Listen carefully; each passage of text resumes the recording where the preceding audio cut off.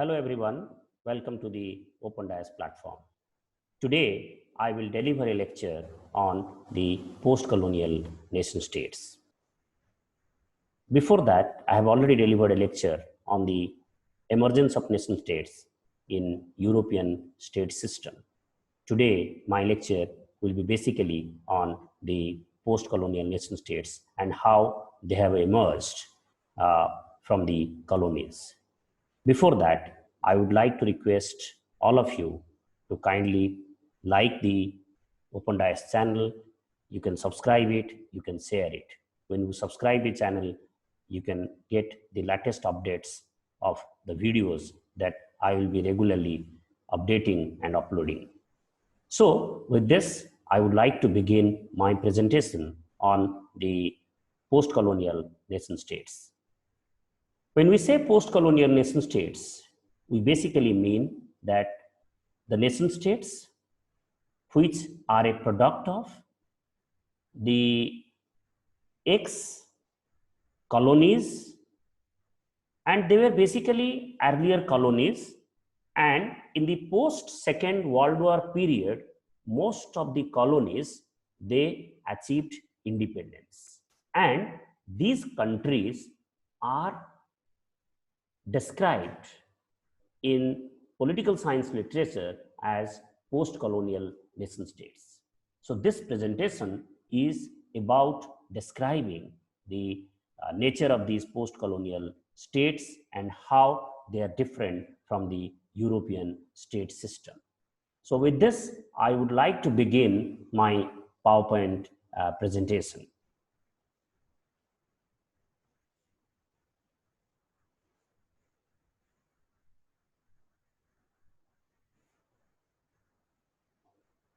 Okay, so let's begin with the post-colonial nation states. And the post-colonial states are those states, they were once a colony, which I have already told you, under some foreign domination and have gradually emerged as states. Based on their functioning, these states have been categorized into various types. I must tell you that post-colonial states and the study on post-colonial states is a very, very interesting topic, and most of the political science and social scientists, they have given their maximum interest on the study of these post-colonial states. And that's why most of these social scientists, they also differ on their understanding of the term post-colonial societies. For example, terms like neo-patrimonial states, shadow states, weak states, quasi-states, etc. have been used to characterize post-colonial states. I will come back to the question of how we define these kind of terms. For example, neo-patrimonial states, shadow states. But the key question is that most of the social scientists, they do not agree on the question of how to define these concepts, right? So that's why there is no unanimity on describing the nature of these post-colonial states. So that's why when we say, because of the variety of interpretations, there is often a lack of clarity about the meaning of different terms that often overlap, and sometimes they do not comprehend the true nature of these states. So I have already told you that most of the ideas on the post-colonial nation states are different from one social scientist to another. That's why they do not agree on many things. So in this presentation, we will be using several interpretations of post-colonial states.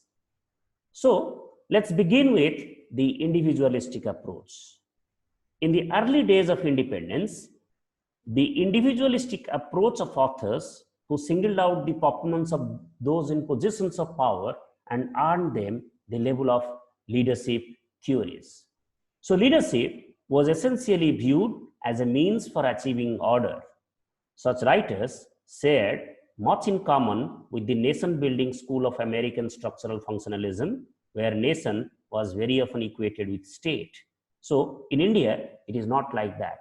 In India, nation and state are clearly defined in different terms. Nation is very much psychological, nation is emotional, and you cannot define a nation. Whereas that's why we say nation building process and India. Whereas state, you can easily define it because there is a constitutional boundary, there is a legal boundary. So state is absolutely legal and political, whereas nation is deeply emotional, deeply psychological, and it is linked with my understanding and my feelings about one community or group where I would like to be associated with. So nations and states are clearly different. So this literature was more concerned with the possibilities of statehood and the development of political institutions in the new states that with the constraints on institutional development. So the chief merit of leadership approach is the emphasis on the created aspects of state formation and the efforts of individuals with a degree of control over their political life and environment. So critics point out that the analysis tends to foster philosophical idealism and does not take into account the relationship between ideology and social action. Friends, I would like to draw your attention to one simple and most important criticism that has been labeled against these kind of theories. The most important being is that the nature of capitalism and how it has behaved in the 1950s period, particularly when the post-colonial states, they got independence. So how the capitalism, the global capitalism, and when the nature of capitalism had changed and it has become more and more international in nature. So how that has affected the development story of these post-colonial nation states. So this theory does not capture those dimensions. So the development experience and how it is affecting these the nation states in the post-1950 period has been well captured by many other social scientists. That's why we will speak more about those kind of theories. The most important social scientist who actually spoke elaborately on the nature of the post-colonial societies is known as Hamza Alvi, who actually introduced the concept of overdeveloped states. So during 1960s and 70s, the underdevelopment paradigm became very, very influential in efforts to explain the economies and modes of rule that decolonizing nations were actually constructing. So underdevelopment theories were concerned with the economic dependency of post-colonial states in the context of international capitalism, as well as the relative autonomy of the post-colonial state from the social classes. So the theoretical model drew on the dichotomy between the base and the superstructure that characterize Marxist structuralism, but the focus was more on trade rather than on production.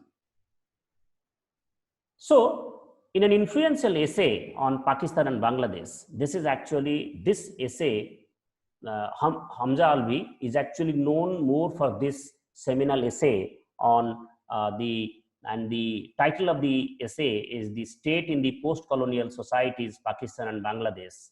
It was published in 1972, where Alvi argued that the post-colonial state was actually overdeveloped due to its foreign creation. So this overdeveloped states is actually the creation of Alvi. So it was consequently particularly powerful compared to the leading agrarian and industrial classes, the latter being underdeveloped. So the idea of the relative autonomy of the state was proposed because of the independent material base of the bureaucratic military oligarchy and its relative autonomy from the other propertied class. So critics of Alvi's position point to the idea of a state being reduced to a handful of bureaucrats and military officers in his analysis. So Alvi also has, a good number of critics who also do not agree with what he actually said on the idea of overdeveloped states. So uh, he challenges the Marxist theory of state for the analysis of state in the post-colonial societies. He emphasized that the colonial state has its origins in a metropolitan society and not in the colonial one and those of indigenous province of the modern European state. So thus, it was not the product of the developmental history of its own society, but the structure has been superimposed by the colonial power for its purpose of commercial interest, thereby giving it a shape of an overdeveloped state structure. So this point I would like to read again for the benefit of my student friends. It was not the product of developmental history of its own society, but the structure has been superimposed by the colonial power for its own purpose of commercial interest. So, the structure has been superimposed by the colonial power for its own purpose of commercial interest, thereby giving it a shape of an overdeveloped state structure. So, this point is the central argument of Alvi.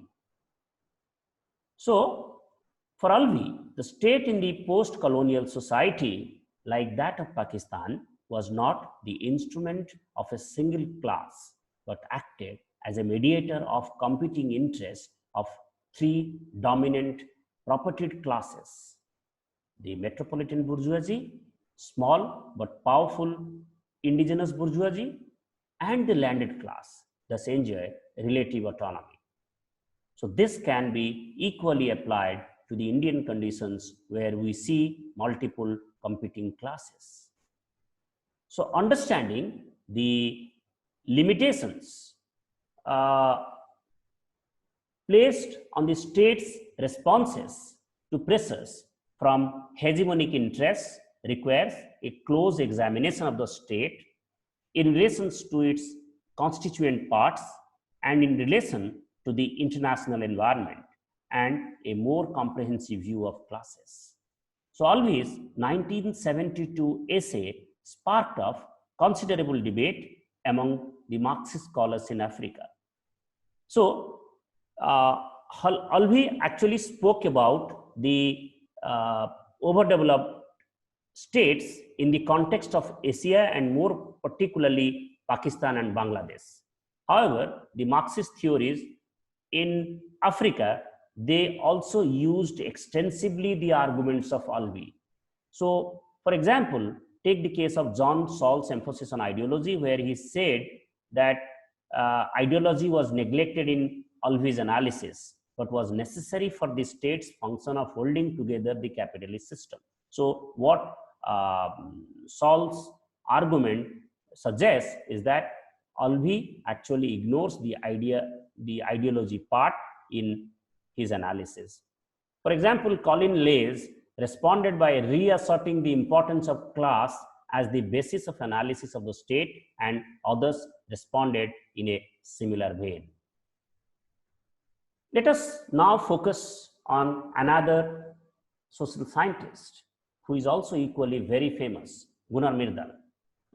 Gunnar Myrdal is also known for his famous book, Asian Drama, right? So Gunnar Myrdal in 1960s characterized India as a soft state. I have already told you in the beginning of the PowerPoint presentation that we will be using different terms. We have already used overdeveloped states, now we will be using soft state.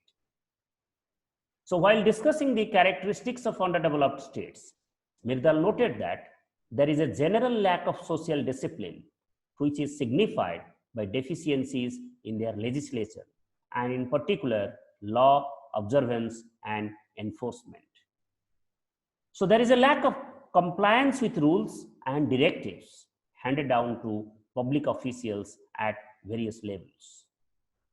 So there is often a collision of these officials with a powerful person or of group of persons whose conduct they should regulate.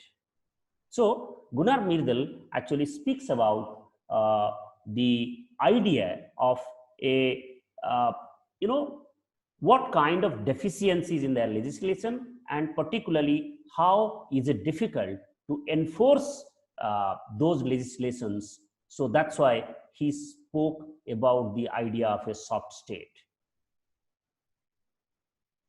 So at the bottom, there is a general inclination of people in all strata to resist public control and their implementation. So there is a law and order problem that Myrdal suggests, because it is a soft state, so state has no power to take action on those who regularly violate those rules. So there is also a public resistance on the new rules and regulations that we try to implement. So within the concept of soft states, corruption. So Myrdal tries to bring into his analysis the corruption dimension, which occupies important place and it keeps on increasing in underdeveloped countries. So that's all about, in a very precise way, Myrdal's argument about the idea of a soft state. Now, we will be using another most influential political scientist, Atul Kohli, who also spoke extensively on the post-colonial nation states, and more particularly taking the case of India as a clear example.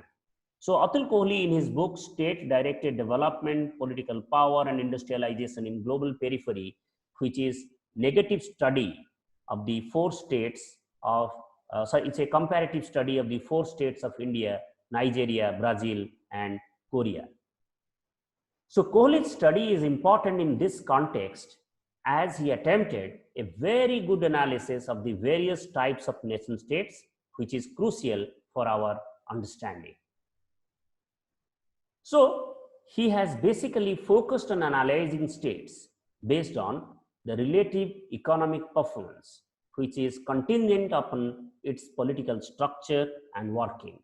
So he emphasized the state's role to be crucial in the relative success and failure of development in what he calls the late industrialized states. So he has attributed these variations to 4 sets of explanations, with one case to be peculiar in each case respectively. So these explanations are on the ground of culture, significance of ruling regimes, particularly democracy versus authoritarianism, importance of free market conditions, the degree of reliance on free market conditions. So they are cohesive capitalist state, neo-patrimonial state, fragmented multi-class state. So according to Kohli, a cohesive capitalist state is the most effective agent of industrialization in the global periphery and quite efficacious in creating a new wealth in their poor society. So these 3 types of states that Kohli tries to examine in post-colonial states. However, this type of society is not ideal, as it concentrates power at the apex and uses state power to discipline their society. Rapid industrialization is its national goal and basically works in close collaboration with the industrialists. They repress labor, penetrate and control the rural society, and use economic nationalism as their tool of political mobilization. Remember, 1990s, the call for Swadeshi.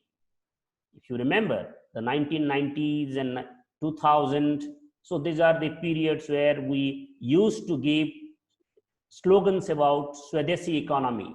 So they repress labor, penetrate and control the rural society. So the same kind of colonial experiences, they are also prevalent in Kohli's understanding of post-colonial societies. So Kohli talks of distortion of the European model of rule in various peripheries, and the most serious distortion was in Africa, where traditions of state, such as political organization, were historically weak and where colonial power failed to create an effective model of state. Thus, the result of it was a neo-patrimonial state. By the indigenous elites who in their turn reduced it to a vehicle of personal and sectional aggrandizement. Poor state institution is the root cause of economic problem, which ended up taking the shape of neo-patrimonial states.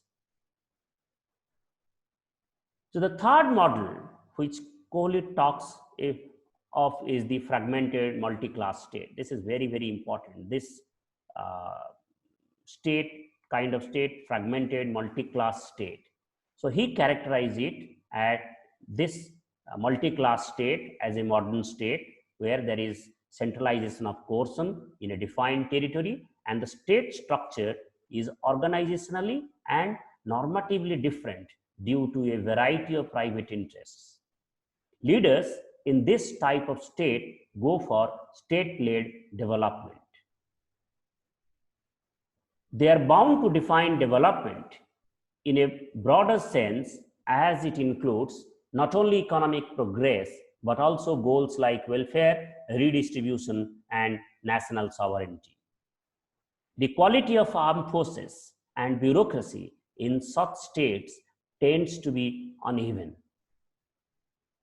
So Kohli argues that the nature of political expectations that links various rulers and various social groups distinguishes multi-caste state from other state types within the developing world. I have already told you the types of states that we find in developing world, and multi-class state is one of them, and how it is different from other kind of states that we are already experiencing. So treating pockets of bureaucracy as a way of patronage and politics, maintaining political distance from business ethics, and political inclination in favor of popular groups to accommodate multi-class politics are the main characteristics of a multi-class state. Fragmented state authority constrains its developmental power due to multiple goals. Treating pockets of bureaucracy as a way of patronage and politics, maintaining political distance from business elites, and political inclination in favor of popular groups to accommodate multi-class politics are the main characteristics of a multi-class state. So he talks of mixed developmental capacities, citing the Indian case.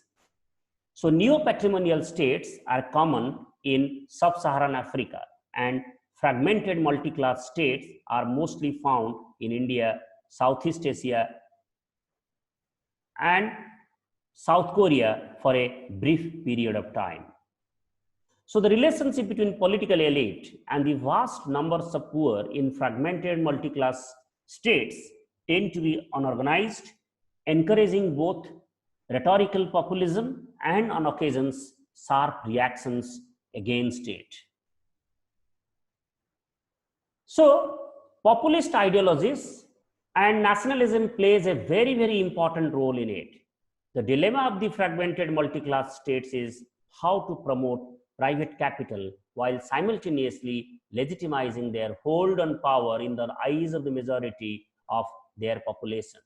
So, two things which go simultaneously in Kohli's multi-class state. Number one, private capital is important. I mean, we need private capital to run the economy of the state. But at the same time, we also need to take steps to garner legitimacy of the present government. So two things, they go simultaneously. In one way, we are trying to encourage private capitalism. In another way, we are trying to understand the process of legitimacy, and we take effective states to acquire legitimacy so as to run the government uninterruptedly for a long period of time. So the state's role in the developing world is quite crucial, since the state initiates industrialization, which means narrow collaborations with political and economic elites. So this becomes the very problem of a fragmented multi-class state. This problem, according to Kohli, is not visible in neo-patrimonial state because of its pervasive personalism, and in cohesive capitalism state because of its coercive power. So Kohli thus concludes that in developing countries, the capitalist does not seek much of free market and laissez-faire economy, unlike the capitalist state. The developing countries have become the medium assisting the birth and spread of industrial capitalism in the global periphery. Scholars like Migdal, in his book Strong Societies and Weak States, explores some of the tensions in the post-colonial states. So this is another work by Migdal. The book name is Strong Societies and Weak States. So he provides an interactive model of relations between the weak third world states and the societies in which the spread of economy led to colonial rule, which in turn resulted in a fragmented social control in those countries. So this control was based on the politics of survival and accommodation of leaders for social stability after independence, which ultimately resulted in weak administration due to non-merit appointments and careerism, which he describes as politics of administration, thereby forming triangle of accommodation and capture the state. There is another philosopher, Jean-Francois Bayart and Achille Mbembe. So Bayart points out that the notion that the state was an external structure does not recognize the way in which Africans quickly reappropriated the new state and forms and the accompanying colonial political culture. So these two social scientists, they are actually trying to explain the post-colonial societies in Africa and sub-Saharan regions, right? So similar perspectives point to the reappropriation taking place not only in the institutional sphere, but also in the material and cultural spheres. So state power creates its own world of meanings through administrative and bureaucratic practices. So it also attempts to institutionalize this world and turn into people's everyday understanding as well as the consciousness of the period. So the historicity of the post-colonial state is at the center of Bayart's analysis. His focus is on the genesis of the state, strategies of the actors, the procedures of accumulation, and the world of political make-believe, all of which contribute to social inequality. So Bayart's evocative phrase, the politics of the belly, refers to desires and practices associated with interrelated themes, poverty and food security, accumulation and corruption, and sexual excesses. So these all are understood as changing patterns of historical action that are located in a network of tensions and interdependence, and that are upon one another.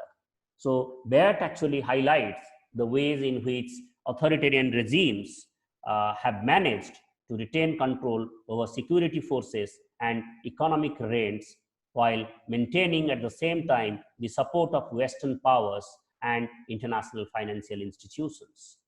So African post-colonial societies rested on indigenous social basis while simultaneously being connected to international system.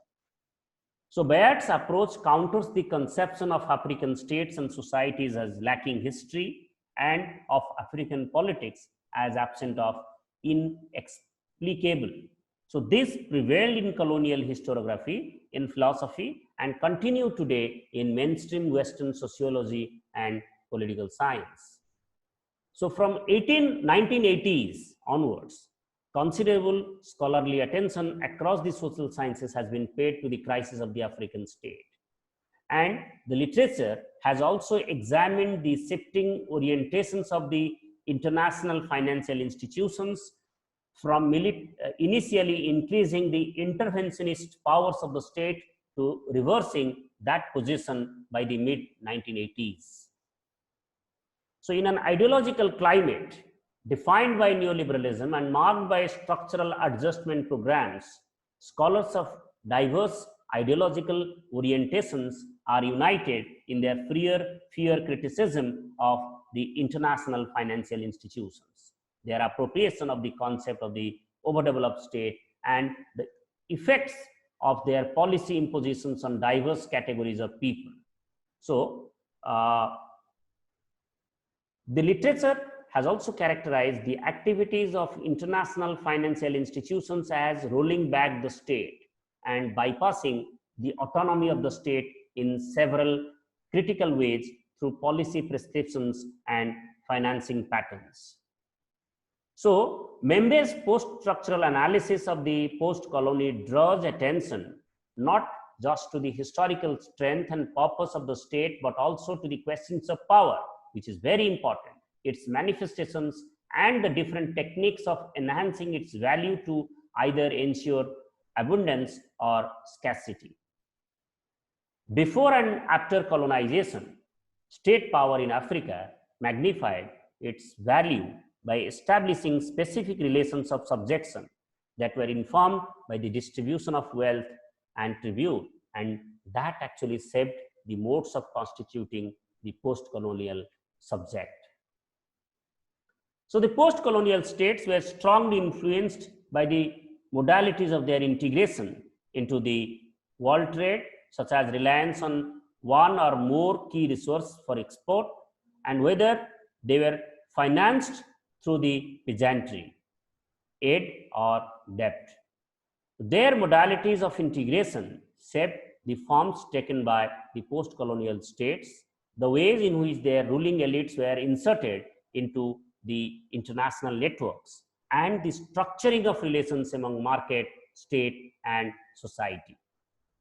So, Membe highlights the significance of the links that the post-colonial state in Africa forged among the interrelated areas. These were the production of violence, the allocation of privileges and livelihoods, and the systems of transfer, such as the reciprocities and obligations comprising the communal social tie. The state's systems of allocations and transfers were significant in underpinning social and political cohesion and thereby states' legitimacy. So, Membe also draws attention to the present erosion of state legitimacy, since the concentration of the means of coercion by the post-colonial state is difficult to achieve given the acute lack of material resources. Instead, autonomous power centers proliferate with what was used to be a system. So there is a consequence of the growing indebtedness of local rulers and the trading elites, thus leading the African polities to lose external power and exposing them to the risk of internal dissolution. The violence and predation required by the new form of integration into the international economy has led not only to the militarization of power and trade and to increased extortion, but also to serious destabilization of the trade-offs that had previously governed the relationship between holding state power and pursuing private gain. There is another kind of analysis of the post-colonial states, and it's quite unusual. They are known as the feminist critics of the post-colonial states. The feminist analyst Sirin Rai conceptualizes the state as a network of power relations that are located in economic, political, legal, and cultural forms interacting with and against each other. So Rai points out that the state may take different forms in different historical, social, and economic contexts, as in the case of post-colonial states emerging from struggles against imperialism and colonial rule. So the nationalist opposition to colonialism was itself located within the modernizing framework favored by the colonialists.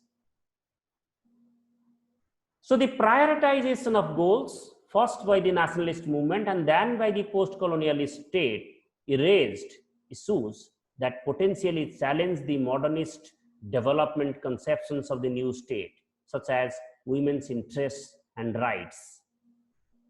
So the RAI highlights three features of post-colonial states that are significant for women's strategizing for social change. The first concerns the transformative role of the state. Most nationalist elites saw themselves as agents for social and economic transformation.